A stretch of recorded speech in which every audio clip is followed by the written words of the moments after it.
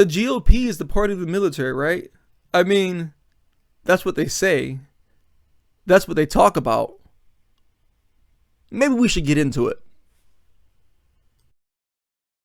The GOP used to claim that they support the military, but now they are blocking hundreds of promotions and undermining national security. When did the Republican Party turn on the U.S. military? So when did the GOP turn against the United States military? Well, in order to answer that, we need to go back to 1972, when a young recruit named Tommy Tuberville was picked up by the Southern State Mule Riders to play college ball. Never heard of the Mule Riders? Don't worry, no one really has. That's all we really know about Tommy Tuberville's playing career. He wasn't much of a doer, more of a shower. Perfectly fine. In fact, so fine that he actually went on to high school and had a great coaching career. A career so great that he was picked up by the NCAA to be an assistant coach. He actually led that into being picked up by Ole Miss in 1995 to be their head coach. Won many Coach of the Years while playing with Ole Miss. That led him to Auburn, where in 2004 he actually went on a 13-0 run and won Coach of the Year for the NCAA in many polls. Then he went to Texas Tech and to Cincinnati. Now, notice, during none of that did I ever tell you he had any relations to the United States military. Zero. He has no qualifications to talk about the United States military. Now, everyone can learn. However, when what you are saying is against what the experts in the military are saying, and you have no background to state that why your opinion is better, that just tells you you don't really have a leg to stand on. So, this non-military member, who was a great coach, is now blocking 350 military promotions.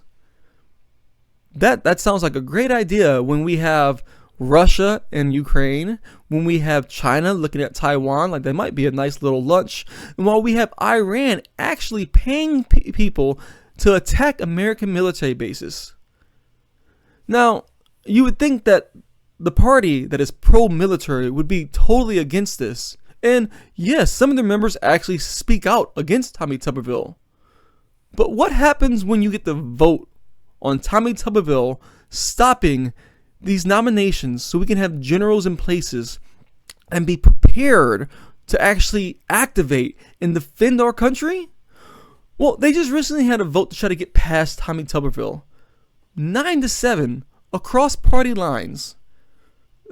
But they're all no-name GOP members, right? One of the members on this board, Mitch McConnell. Mitch McConnell, who says he is one of the most pro-military senators in the entire Senate, voted against confirming 350 military promotions. And why? Because Tommy Tuberville is against abortion. Well, newsflash, I'm against abortion. But the American people have spoken. We have put it back to the states and have said that we want the states to decide.